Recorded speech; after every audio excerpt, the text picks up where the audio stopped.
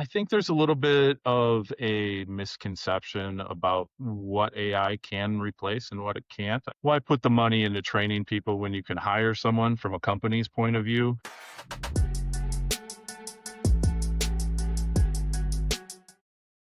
Hi, everybody. Welcome back to the podcast, the Legitimate Cybersecurity Podcast, not just any podcast. Today, we're joined by James Gustafson, a senior vulnerability and risk analyst at BlueVoyant. He helps organizations identify, assess, and reduce their cyber risks across complex enterprise environments. James has built his career through hands-on experience from his early days as an IT security intern at TDS to roles at Nordic Global, and now at BlueVoyant, where he is on the front lines of vulnerability management and threat analysis. He's passionate about strengthening cybersecurity posture through data-driven insights and practical defense strategies. And today, we're going to talk about how he got started, what's driving his success in vulnerability management, and what he sees as some wins for cybersecurity in the industry right now. So, James, thank you so much for joining myself and Frank. He's also very musical, He incredibly is. talented. He might play the ukulele for us if we're nice enough to him. That's probably not going to happen, but thanks for having me. Oh, it was worth a shot. It was worth a shot. So, James, I did a little bit of your background there. Real quick, what first kind of drew you into cybersecurity, and like what moment made you realize that this was the field that you wanted to build your career in? I was thinking about this kind of in preparation for this podcast, and I don't know if it was one moment. It seems like it goes back to like my childhood, right? Seeing movies like, I don't know, War Games or Tron, which is the new ones coming out today, and just kind of the idea of what you could get computers to do that they weren't necessarily intended to do, right? That's been fascinating to me from the beginning. And at that point, I mean, I didn't know. I don't think anybody knew cybersecurity was a field at that point. I mean, we're talking about the early 90s. Yeah.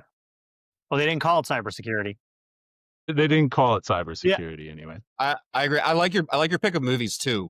And the one I'm kind of shocked you did not say, because it's one of the best, is clearly Project Swordfish. Some of Halle Berry's best work, I'll have you know. So I think the best hacking movie is Sneakers, hands down. Yeah. I'm gonna tell you guys a secret. I've never seen it. No, Robert Redford? Man, yeah, you got I wanna to see it. You have homework. I do. Sometimes people get really angry too, because my emphasis at college was film as literature. So like, you haven't seen this movie? I also haven't seen Citizen Kane. Yeah. So sorry, I interrupted, James. Please continue. Yeah. And then from there, I think, it kind of the interest grew, through just, I'm thinking of the Anarchist Cookbook and different IRC channels. And it was just from early on, it was a passion. I just never saw it as a career until a little bit later. And then out of high school, I went to Milwaukee School of Engineering for architectural engineering and kind of lost interest pretty quick. Ended up joining the Army, did really well on the ASVAB. They basically handed me the book and said, what job do you want to do? And I was like, I don't know. It's something to do with computers, and hopefully give me a big bonus too. And I ended up becoming multi-channel transmission system maintainer / operator, which basically I was a combat cable guy as far as that's about the closest analogy I can. We'd set up, telephone and computer networks, and then put in a radio shot to relay it. So that was kind of my first step into IT as a career was my Army experience. And then when I got out, I kind of had a little bit of a similar experience trying to figure out what my next step was going to be. And I was enrolled in kind of a general computer science program through UW-Madison here. And before I even started, I remember I was looking through a course catalog that my roommate had for one of our technical colleges. And I saw that there was network security in there. And that was kind of the light bulb moment where I realized that cybersecurity could actually be a career. Yeah. So first I kind of got my associate's degree and then graduated in around 2009, which was not a great time to be finding employment in cybersecurity or anywhere else. Or any job, yeah. That's correct.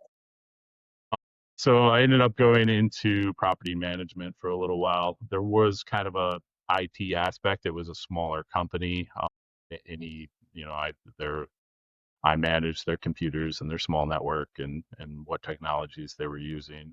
So there was a little bit of that aspect, but it definitely wasn't my primary role. Worked there for a few years and then decided to finish my bachelor's, and my degree is through UW-Milwaukee, and it's just kind of a general IT degree, but I was very focused in my coursework on cybersecurity. So real quick, and on that, James, not to interrupt, but we do have a lot of people who reach out to us on the regular who are like, they're in IT or maybe they're IT adjacent, kind of like that, where, yeah, I'm like the general manager for something, but I also do all our IT stuff. Like I run our Active Directory server or something. Do you have any like, what can help, I guess, drive then to the next steps of being in like cyber? Like what would be like your next steps today if you had to like start over again from IT?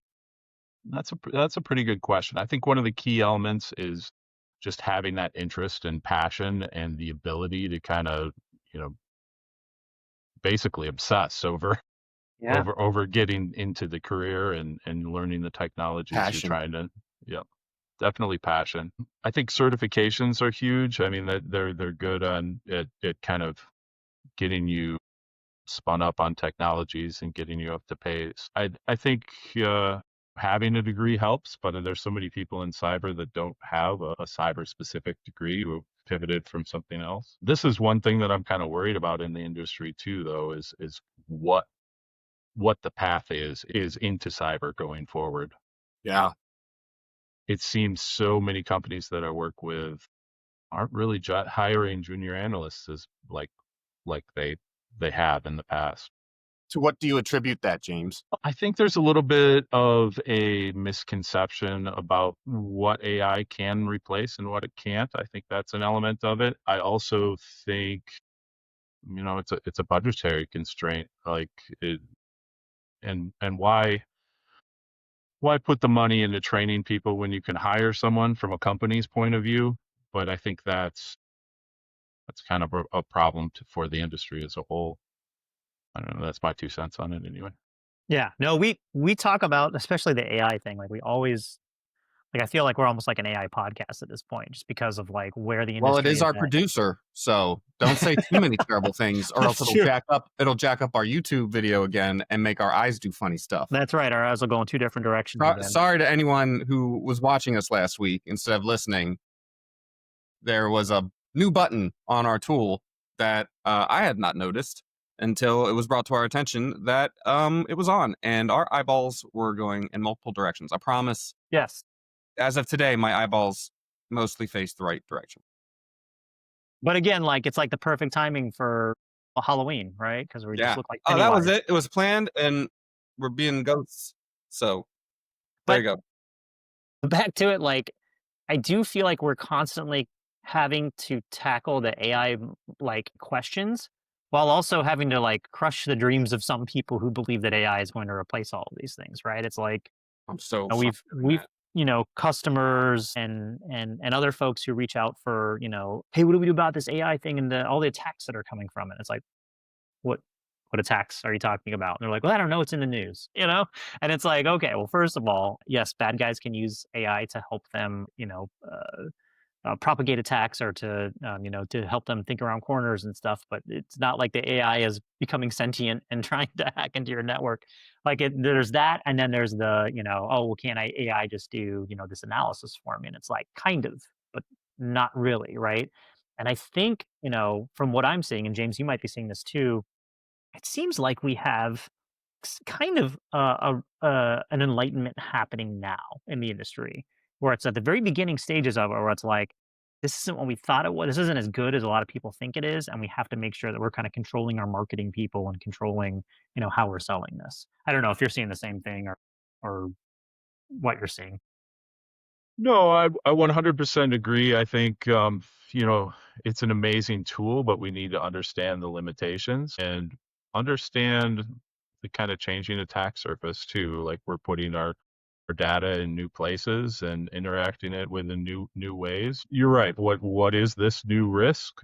And maybe that answer isn't fully defined yet. We're, seeing more advanced phishing emails and that sort of thing. But I don't think we completely know what the new risk is yet. We're only, I say we're only a few years into AI, but It's something that's been talked about and used for a lot longer than a lot of people realize, I think. I read a really good example. Well, what I thought was a really good example the other day, that people are responding to AI the same way they responded to computers in the second half, like when they came on the market, 60s, 70s, 80s, and so forth, where everyone's like, "Oh, this is going to take all of our jobs," and so forth. And And one could argue, yes, it did to some, but I would say, by and large, it was more transformational. That's what I'm going for, right? On the workforce, rather than completely, unemploying people. Additionally, I think that, and I think I've mentioned it more than once, we're still in the, mess around phase, where people are they're pushing it to the limits to learn how far they can push it. And the problem is, as they're doing that, there's a lot of collateral damage on individuals. And and people are like they're firing a bunch of people, then realizing, and then having to hire people back. And you're losing a lot of institutional knowledge. And I think the only way it's really going to accelerate, the only way the realization is really going to be accelerated is when big business realizes they're losing money because of it. Doesn't matter what happens to the little guy, right? Or you have a situation like we saw, I think it was the 70s or 80s, where someone used the computer incorrectly to configure the MRI machine. That's the one that shoots the radiation, right? MRI, that magnetic resonance imaging. That's The magnets. magnet one, yeah. CRI, CT CT. scanner. And they were off by a couple of 0 digits. They were basically killing people with radiation poisoning, and they killed multiple people before they realized, oh, the code is wrong, right? So either huge loss, serious loss of life that can make the news, or you're going to have a business really like, hit its knees, which in this day and age, there's probably going to be a bailout, but maybe they'll learn something on the way. Yeah, I think it's a very similar level of misunderstanding and fear as when computers came out. I think that's a very good point. Or even like going back farther than that, it's changing industry similar to something like the printing press or Yeah, steam power or something like that. I mean, these technologies continually come up that are just change the way we do things. Doesn't end the world, it just restructures things a little bit. James, that's a great. I love your example there. I mean, because then it's like if you were doing an SAT test, it could be like AI is to blank as printing press was to the medieval church, right? Yeah. Because Scribes. when they started printing stuff, they're like, oh, don't do that. Don't let them read. Don't let them have access. We can't let them know as much as we do. And then that result, and that's what printing press helped make Lutheranism and stuff too. Yeah. To an extent. Yeah. Holy cow. You should come back on more. Yeah, and I think I never thought of it like. Yeah, and it is a really good point, and I feel like we have this kind of like we have almost like a mini industrial revolution like every 5 years now, right? We're like depending on like what the word of the day is, right? When cloud computing came out, that was like a big thing, right? In recent years, then we had IoT come out, and that was like a big thing, and then we had blockchain was kind of like a fringe thing that happened, but it's still kind of going on. And then now it's like AI. Then it was Google, really good search engines. Then it was AI, and like it just seems like it's like these are tools for us to use and tools for us to help us do our jobs, maybe not so much replace it. And so that note actually to kind of jump back into James, your career and kind of where you've gone and where you're going, the experiences you've had, not just with AI, but like kind of in general with like your entire career, like how they kind of shaped how you think about specifically about vulnerability management and risk today. Yeah, so when I worked with TDS, I was, they had the infancy of a vulnerability management program. It wasn't very mature. Communication was breaking down between teams. It's pretty large organization, well over 10,000 assets. And there's a lot of teams when you're talking about that scale, there's a lot of teams to communicate with, and you have to accurately communicate the risk of a particular vulnerability to them and not be, it really emphasized the importance of transmitting actionable and accurate information to the stakeholders being really a key part of vulnerability management, but also kind of the importance of having the policies and procedures in place. So So everybody's focusing on a common goal there as well. That's really kind of the rub with vulnerability management from my point of view. It was at that organization. It was at the next organization I set up a vulnerability management program for. And now I'm just doing that at wider scale for a bunch of clients, setting up effective vulnerability management programs for them. I really like that answer. And you've seen a lot, especially specific to vulnerability management, James. And something that I see a lot in my work, and I want to ask you your opinion on this, is everyone agrees vulnerability scans need to be done. Most people, as long as they're in the budget, have no problem doing vulnerability scans. They like them. They're like, yeah, scan, scan, scan. Why do they hate the registers that come afterwards? Why do they hate? I mean, it gives you, especially in this day and age, you prioritize, like, these are the really bad ones, critical, better hurry up, and stuff like that. But I consistently find clients who, even when they do vulnerability scans, don't even keep the risk registers, and they don't even know. It's like they almost like to use vulnerability scanners as net mapping tools, which, okay, fine. But like, what's the disconnect there? Well, I think this is a common disconnect in cybersecurity and not just in vulnerability management, but we kind of want the tool to solve the problem, right? We want to be able to just pay the bill and have the tool do it, right? Not have to do any more work than that. We're checking the box. We're doing the vulnerability scanning. That's all we need to do.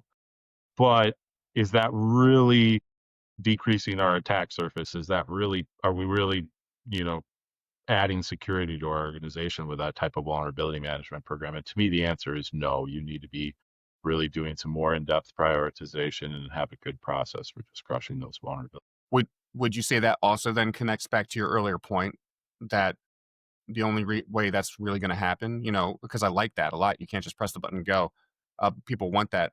But would you say that's because there's a lack of passion in some organizations? It's just like that connects to that lack of passion. To be really, really in cyber, you have to be passionate about it.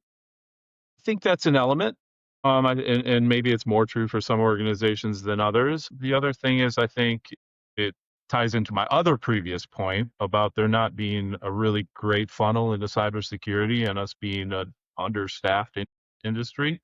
We're all stretched a little thin. So when you have to prioritize, right? So when you have to prioritize things, sometimes, the incident that's happening right now seems more important than the vulnerabilities we need to patch. But if you have a critical vulnerability on an external facing asset with a that's CISA exploitable, like known exploitable. I agree. Yeah, I agree. I'm trying to explain the mindset of. No, I know. But it is funny. We do have these tools, and actually, like you really brought up, you really kind of hit home to me. When I was a SOC analyst, we would work we had Snort, right? But then we would work primarily out of like Wireshark after that, right? To kind of, let's go in and let's dive in and take a look, right? And to my understanding, that's not necessarily how modern SOCs work, right? There's a lot more tools now. There's a little bit more automation to an extent. And it is more about, hey, something happened, go find, go do like a real quick triage, see if it's something that's worthwhile that we need to quarantine or whatever, and then do that and then move on to the next thing, right? Whereas I feel like the traditional SOC that I might have come from was a little more involved with the whole process. So you're not going to do a quick triage, you're actually going to dive in and you're going to start doing incident response, like almost immediate, right?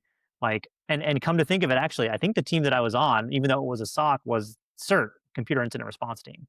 So like I was doing computer incident response, but also SOC, right? Because I was looking at the alert, seeing what I could do, and then if it needed to be escalated, sure, like then that's kind of the SOC role. But otherwise, I was diving into packets. I was possibly even remotely logging onto a machine to see what was going on, and that's not really something that happens in like a modern day SOC anymore, at least to that extent. I think you're both right and wrong there. Like that's not something that happens in today's SOC to an extent. But in the end, we're still looking at those packets just through a different lens, not through Wireshark, but they're coming into our SIEM and we're looking at them. It's just not quite at that level. And I think the level that you were looking at them has a little more understanding for the analyst, like it's a little deeper understanding, but there is an advantage to some of that happening in an automated fashion as well. Like you're able to parse through those incidents a little more quickly and see what might be. relevant. And this goes right back to your tooling, the idea of like we want the thing to solve it, but like in that, are we kind of doing a disservice then to our junior folks where it's like, CrowdStrike, great, then then you're hired. You only know, network analysis through Wireshark, and you get the fundamentals of how CrowdStrike works, but you don't know the buttonology of CrowdStrike. Well, then you're not hired. And I imagine you probably see this in vulnerability management, where you might have a junior person coming in who understands vulnerability scanning, who understands like they might have a vendor non-specific certification, like a SAN cert or something like that, but you don't know the buttonology of Qualys, or you don't know the buttonology of Tenable. And so, we really need someone who knows that. Wait, I want to make sure I've got this, Yeah. understand this appropriately. So are you suggesting we're either existing in a time or entering a time wherein corporate-based made-up certifications which train buttonology capability without like true understanding of the fundamentals? And it's seriously, I'm actually asking. I know sometimes I say words and it sounds like I'm joking, but I want to know what you guys are, because if I need to burn my masters right now, I've got it over there because apparently. Are you trying to say you guys are seeing either where we are now or where we're going is a world where corporate-based certifications and buttonology elements are more important than legitimate training and understanding of the concepts and, working with the data? I want to hear what James has to say about that first, and then I'll say what I need. I have a few There's no bad responses answer. there. No bad answer. For my first thought is, we're kind of towing territory here where it's like you have to learn the way I learned or you don't really understand it, Right. right? Oh, I'm the problem. That's a good point. Yes, I value my experiences and they've given me a great insight into a lot of these things, but I'm not saying that's the only way to learn these things either. Correct. I like that clarification there. That's a good, yeah. So yeah, but I also see the other side of it. Like, is there something that you're missing in your education now because you're not pulling apart those packets? And I know Wireshark still exists, and we're still.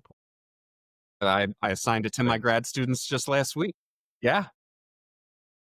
But I feel that isn't the core to a SOC these days. It's you're not using Snort and Wireshark in your SOC. Could you imagine? I'd cry. Right. Yeah. But that kind of speaks to the arms race that is cybersecurity too. Like, as our tools advance, attacker tools advance. So we need to keep up with both of those. And we need to not only, we need to value how we learn these things, but we also need to recognize that these new tools, these AIs, we need the AI tools, that sort of thing. We need to embrace them as well to make us, because the attackers are, to keep us competitive. I really like that answer. Sorry, Dustin, I want to hear your answer too. But like, I think that's actually, I have not thought of it. You have legitimately helped me see my own bias here, James, because I haven't really thought of it that way. And I think part of it is, I mean, you know the ancient ways, the old ways. How ancient? You go up, but you were in the ICQ rooms and so forth. Like, it's you probably. I'm not supposing, and nor would I ever say directly, but I imagine you are also happy, or at least I will say I am happy. We live in a world where the statute of limitations exists, and I am a certain age, right? Because learning on computer, sometimes things happen on accident, right? Or on purpose. This is not an admission of anything. So, but from that perspective, just like the old stogies before us, where we were like, oh, they're doing it. Why would they bring up, TCP? Oh, what is it? Before Wireshark, it was T-Shark and stuff like that, right? Yeah. So, yeah, I like your answer a lot. All right, sorry, Dustin, go ahead. No, I would say there's a caveat to that, right? And the big caveat here is that computing hasn't changed. The underlying hardware and software that we're really using really hasn't changed since 1972, right? That's actually true, because even ARM's base has been around forever. Sorry, right. Continue. We don't. Yes. Do you need to be a engineer level person to be able to function, to be able to properly function within cyberspace or within a computer space or within a network? No, not so much, right? And we do have the, even Wireshark, like we got pointed out to by one of our listeners. Even Wireshark is like, oh, you guys didn't say T-Shark. We know how old you are now. It's like, Yeah. okay, so you can even go back and, oh, you guys aren't using assembly code. Like, get out of here, noobs. You're not using machine code. And so there's always going to be that kind of backslide. I think the problem is that the bad guys do know things on that visceral level of computing. And so look for, tier one analysts, sure. Maybe you don't know, maybe you know what a packet is, and maybe you get some of the aspects of a packet, and your tool does a lot of other stuff for you. But if you want to be able to kind of like grow and excel, to your point earlier, like having that passion to be like, wait, but like what's in the packet, and what are these flags, and what do they mean, and how was that used in this situation? Like that's where the passion, I think, comes in, and then it kind of propels you through your career. And so, yes, do we need things to do things for us faster? Sure. And better? Sure. And do we have them? Kind of. But also then, again, to your point, James, are we doing a disservice to people, to the junior analysts who are coming in, by just being like, just know where to click in CrowdStrike, or know where to click in Qualys, or know where to click in Microsoft and Defender? Like, is there something that's being lost in the sauce there then, and then they're not getting, like, they don't have that ability to then say like, well, I can't even dive into a packet in Defender, right? Or I can't even, or Sentinel, or whatever it is, right? So I can see a vulnerability, and sure, I can go to CISA or NIST, or whatever database I'm using, CVD, whatever database I'm using, in order to do some research. But how is this vulnerability actually working? What happened with SharePoint 2019 server, a couple of months ago? How do I know what happens there? And if you don't know, does that mean you can't excel? Not necessarily, but like if you wanted to break into something like penetration testing, or do something more technically advanced, then you'd kind of miss out on that learning capability there. But totally agree with you that, like, yeah, in order to bend, we need to keep up on, the automations, and keep up on the things that are going to do those things for us, or at least do some kind of cognitive offloading for us so we can do more. Right. But I am curious to know, like, how you respond to that. And like, okay, so how do we train the next generation then? We're still using this What old computing technology. TCP/IP stack is still, TCP/IP stack is still what we're using for communication for the most part. And these are all, again, all things from the 70s and 80s. It hasn't changed. It's gotten a lot more complicated. streamline? Yeah, I'd I say like how we said the complicated. exact different things. Yeah, Yeah. it has. And And sure, we've had IPv6 come out, but anyway, sorry, I'll stop talking. Yeah. yeah, IPv6, and I see that everywhere these days. Yeah, right. Still waiting for the next big thing. I think kind of the onus is on us there, right? Yeah. We have that understanding. How do we translate that into a way that it communicates to the next generation effectively?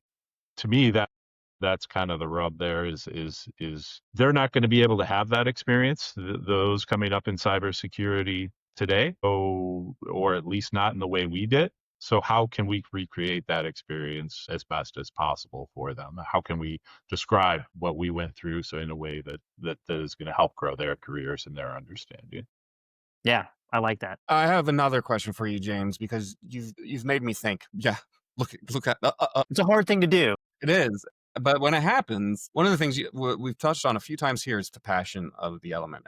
I've for me at least, maybe it's different for other people, but I fervently believe that individuals who can successfully identify their passion and pursue it will have a greater time in life, a more enjoyable time in life, than those who, just don't look for things like that, don't try out different things and just do it for the funding. For the example I like to use a lot is I come from a long line of dentists, and I knew pretty quickly I didn't want to be in people's mouths all day and working on teeth. It was not fun. I did not enjoy it. But when you look at the statistics, one of the reasons dentists have an alarmingly high suicide rate is because they get into it for the wrong reasons. They get into it it's because it's also one of the safest medical professions you can be in, because not many people think to sue the dentist. And so, you can make funds, not worry about the insurance liability. I'm getting to a point, I promise. Also, because you're also a dad, and I really appreciate hearing from other parents this perspective that when I was growing up, the assumption was either I was going to be a dentist or a preacher, because my grandmother really wanted me to be a preacher. And thank God, no pun intended, right, that I am not a preacher. I don't think any of us would want to see that. So I actually think you'd be a great preacher, but I'll I shut don't know. up. I don't do politics. So, and that's where we are these days with preaching. Yeah, preachers in politics. So, Okay.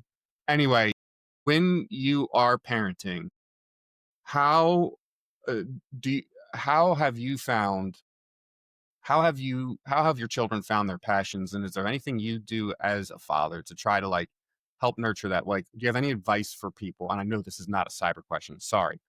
Do any of them like cyber too? There we Yeah, go. it might be.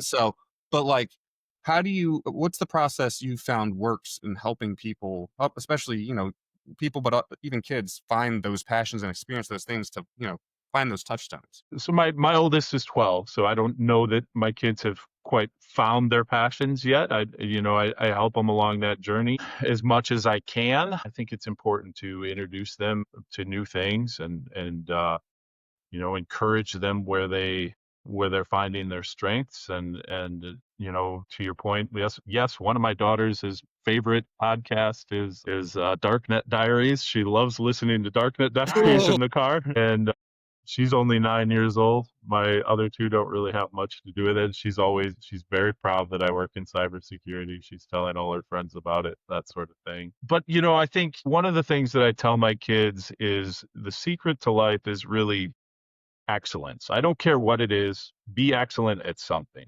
That's really going to be a great source of happiness for you. Doesn't have to be your career, doesn't have to be even a sport, or just find something that you yourself feel you're very good at and you find a lot of fulfillment and enjoyment from. And that's how I plan to continue parenting and encouraging them to follow their passions. And that's that. kind of where we started is this is a passion for me, and I think I really encourage my kids and everyone to follow their passions. It makes work a lot easier. And one kind of thought I had as you were kind of talking there is my wife often has to remind me of how much I work, because I think about it as I log out, that whatever, I usually work about 8 to 4. I log out and I'm done with work, right? But I am often reading on my phone about the newest cyber incident or the newest vulnerability that's been released, or I'm studying on my own time, doing some hack the box or something along those lines. So because it is my passion, I don't even really realize how much I work outside of work, which makes the work hours go well. Yeah, absolutely. Man, you made me think about that now. There I you was go. like, oh yeah, I've been doing the same thing. Oh no, how much? I think we do. But it's okay. It's okay. It's okay. Yeah. I mean, come on. Like, Raspberry Pis are fun. Building stuff's fun. Like, any day I can mess with Wi-Fi, like CAN antennas or anything like that. Because yes, it's a lot of work, but yes, it also brings joy to an extent, right? So, sorry, I interrupted you. I preempted you. No. It should. I mean, it's yes. What you do should, like, we spend. I don't know. There's definitely like numbers out there for this, like actually calculated numbers with what the percentage of time is we spend at work and with the people we work with and doing the things that we do on a daily basis, right? Yeah. Which arguably is more than the time we spend with our families, right? Now we all get to work from home, which is great, but even then, like, our kids are at school, our wives, our partners are in other places. So, so what are we doing, right? And so, yes, making sure that you are passionate or excellent at something. I love that answer. And look, we've talked about a few things so far on, how to make things better in cybersecurity. But James, in your kind of, from your perspective, what's going right in cybersecurity right now? Like, what do you see as, like, yeah, this is going well.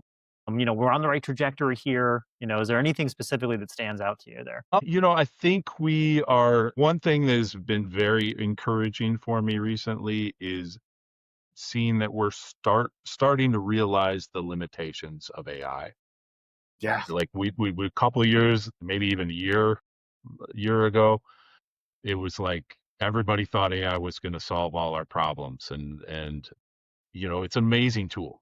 Don't get me wrong, but I don't feel like I'm getting replaced. I don't think my job's getting replaced by AI next year. So there's kind of a sweet spot where I think it really helps out for people as far as your level of knowledge on a topic. If you are a very, very good programmer, for example, if you're an awesome Python coder who can just sit down and write code, you're probably not going to see a lot of value from having Cursor write your code for you. Right. Yeah. If you're somewhere in the middle, then perfect. Like if you have a good understanding of Python, and maybe it's helping you code a little bit more quickly, but you still understand what's going on, that's kind of that sweet spot. But if you don't have any understanding of coding or Python, and you tell Cursor to write your program for you, it's going to be a rough experience at least. So to me, there's kind of a sweet spot. And I think knowing that AI isn't just going to solve cybersecurity and replace us all has kind of been hopeful for me, because I think there was a time where maybe I thought that was the case. Yeah. I think that yeah, we're headed in a good direction, and as far as AI solving some important problems in cybersecurity, but it's not going to solve all of them. So I think the arms race continues, and that maybe that isn't the most hopeful thing in the world, but it is in a sense too. I mean, it's great for job security, Right. for us anyway. But no, you're right. It is this weird like celebration of like bad guys are still going to try to break into things. Yay, Oh, they are. They are. Right. But there is, and I have seen some people like postulate like, hey, like think about like war culture and how like that has affected cybersecurity culture as well. And how it's like, oh, what are we supposed to do? Just like let our data be free and be out there and let people steal it if they want to. And the answer that comes back from, that kind of experiment is yes. Right. Like, why are you fighting this war still? But I mean, I'm not subscribing to this at all. I'm just saying that it is an interesting thought experiment to kind of like walk through and be like, what if we just laid down arms here and just like let things go?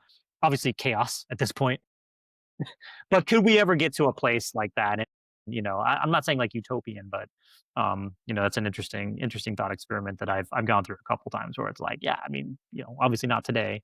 And Frank and I have talked about like Star Trek a lot. Star Trek.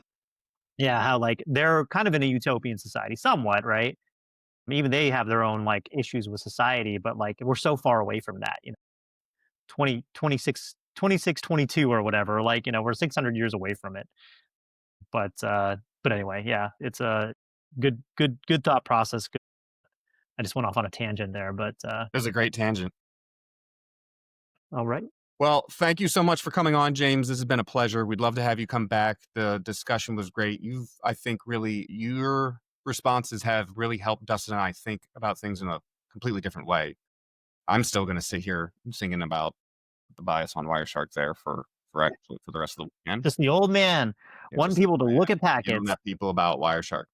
Anyway, thank you so much for your time. We really appreciate it. And thank you everyone for listening and watching. One note, you can also subscribe to us on Spotify, Apple Music, and several other podcast-specific platforms. I know that we talk about the YouTube element a lot, but that's my fault for not necessarily referencing it all the time. So if you want to, we even know people who listen to us on their run, and I feel for them because I could not. Anyway, have a great week, and hopefully we'll see you next week. See you.